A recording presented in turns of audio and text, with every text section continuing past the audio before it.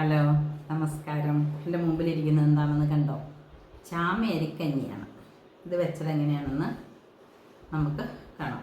നല്ല ഹെൽത്തി ആയിട്ടുള്ള സ്വാദിഷ്ടമായ കഞ്ഞിയാണ്. ഇതുണ്ടാക്കിയത് എങ്ങനെയാണെന്ന് നമുക്ക് കാണാം.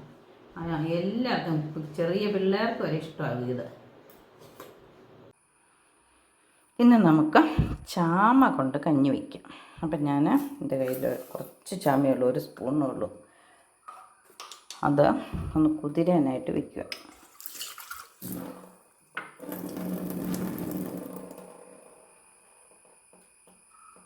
ഇതൊന്ന് മൂടി വയ്ക്കും. ഇവിടെ ഇരുന്നൊന്ന് കുതിർന്ന് വരട്ടെ. ഞാൻ അല്പം വെള്ളം അടുപ്പത്ത് വെച്ചിട്ടുണ്ട്.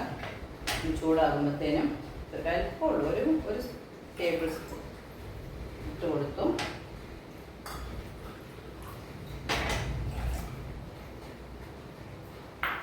ഒപ്പം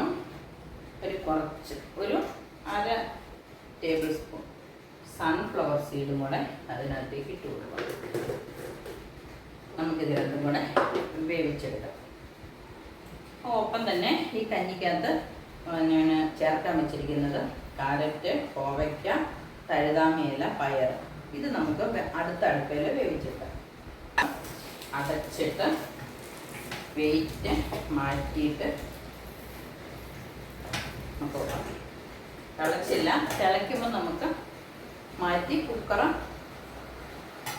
വെയിറ്റിട്ട് വയ്ക്കും.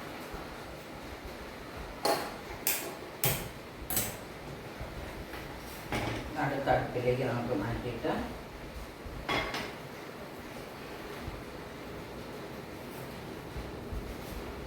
പച്ചക്കറി വഴറ്റാനുള്ള പാത്രം വെച്ചു. വെള്ളം പറ്റിയിട്ടുണ്ട്. അല്പം എണ്ണ ഒഴിച്ച് കൊടുക്കാം. കഞ്ഞി തിളച്ച് വന്നിട്ടുണ്ട്.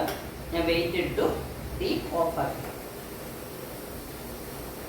ഇതിലേക്ക് ഒരു പൊടിക്ക്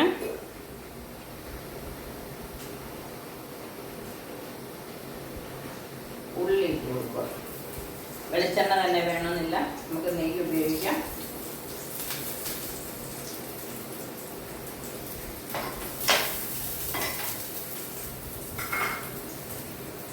ഒരു തണ്ട് കറിവേപ്പില, കോവയ്ക്ക, ബീൻസ് കാരറ്റ്, പയർ, ഇല. ഇതിനുണ്ട് ഒരൽപ്പം ഉപ്പും കൂടെ ചേർത്ത് കൊടുക്കാം.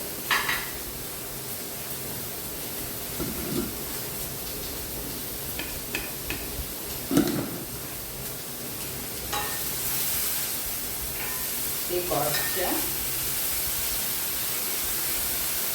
കഞ്ഞിക്കകത്തോട്ട് ഒട്ടും എണ്ണയില്ലാതെ ഇരുന്ന് കഴിഞ്ഞാൽ അത് അങ്ങോട്ടാ വെള്ളരിഞ്ഞിരിക്കില്ല. അതുകൊണ്ട് ഒന്ന് എണ്ണയ്ക്കകത്ത് വഴറ്റി ഒരു ടേസ്റ്റ് വരുത്തിയിട്ട് കഞ്ഞിക്കകത്തേക്ക് ഇടും. ഇപ്പം കഞ്ഞി ഒരു പകുതി വേവായിട്ടിരിക്കും. ഇതും കൂടെ ഇട്ട് കഴിഞ്ഞ് ഒന്നും കൂടെ തിളപ്പിച്ചാൽ മതി. കഞ്ഞി എന്തായെന്ന് നോക്കാം.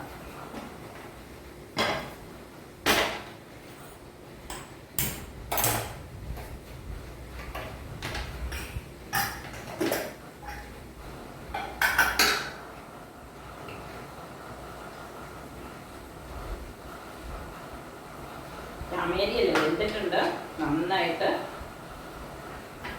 അലിഞ്ഞിട്ടില്ല. ഇതെല്ലാം കൂടെ ചേർത്ത് ഒന്നും കൂടെ യോജിപ്പിക്കുമ്പോഴത്തേനും റെഡിയായി.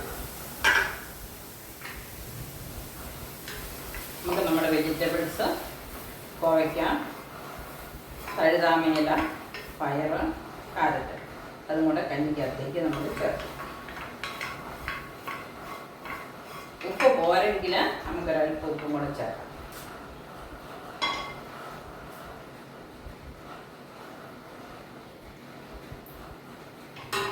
അല്പം ഉപ്പും കൂടെ വേണം.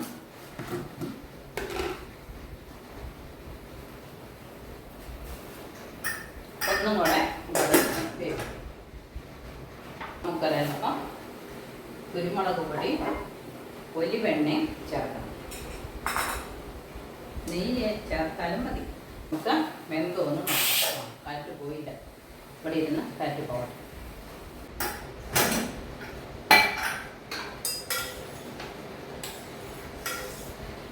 നന്നായിട്ട്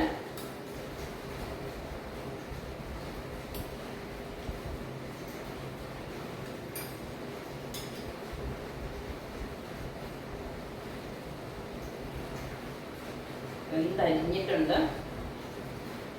നമുക്ക് നമ്മുടെ കുരുമുളക് പൊടി ചേർക്കാം. ഇഞ്ചി ഇഷ്ടമുള്ളവർക്ക് അത് ചേർക്കാം, വെളുത്തുള്ളി ഇഷ്ടമുള്ളവർക്ക് അത് ചേർക്കാം.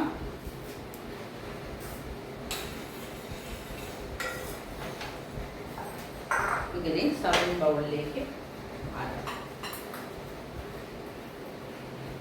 ഇച്ചിരി വെള്ളം കൊടുത്തല്ലേ, കുറച്ചും കൂടെ അടുപ്പത്ത് വെച്ചൊന്ന് പറ്റിച്ചെടുക്കുവാണെങ്കിൽ ഒന്നും കൂടെ കുറുകി നല്ല പായസം പോലെ വരും. പായസം പോലെ വെന്ത് കഴിക്കണമെന്ന് ഇഷ്ടമുള്ളവർ.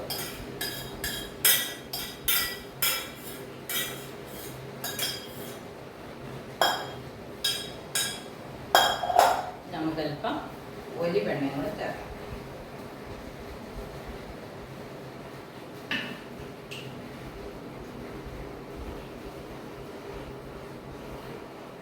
ഒരു 3/4 ടേബിൾ സ്പൂൺ എണ്ണ ചേർത്തിട്ടുണ്ട്.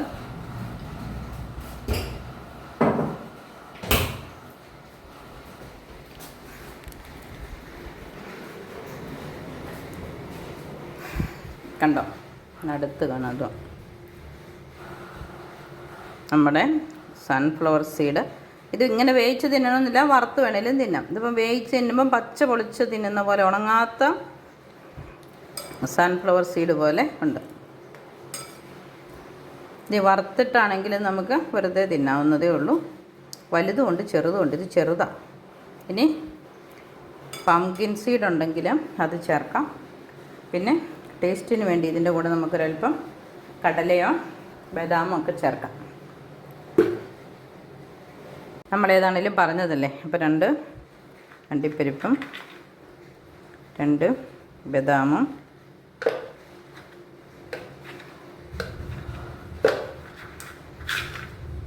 5-6 കടല ഇടയ്ക്കൊന്ന് കടിക്കാൻ.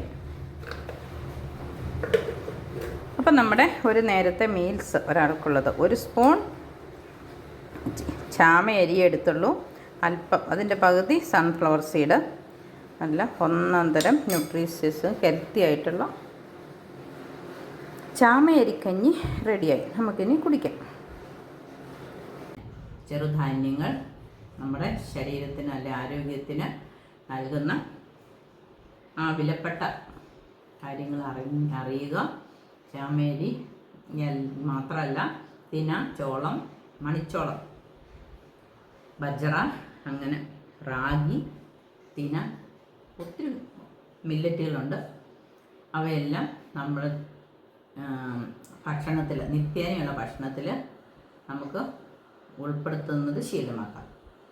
അപ്പോൾ ഇന്നത്തെ വീഡിയോ ഇത്രയേ ഉള്ളൂ. എൻ്റെ വീഡിയോ കാണണം, ഷെയർ ചെയ്യണം, സബ്സ്ക്രൈബ് ചെയ്യണം. ഇതുപോലെ ചെറുധാന്യങ്ങൾ വാങ്ങിച്ച് ഇടയ്ക്കിടയ്ക്കെങ്കിലും ആഴ്ചയിൽ 1 ദിവസം ചെറുധാന്യങ്ങൾ, ദോശ, അപ്പമൊക്കെ പുട്ടൊക്കെ ഉണ്ടാക്കുമ്പം ഈ ചെറുധാന്യത്തിൻ്റെ കൂടെ ചേർത്തുണ്ടാക്കുക. ഇങ്ങനെയുള്ള കാര്യങ്ങളൊക്കെ നമുക്ക് ചെയ്യാവുന്നതാണ്.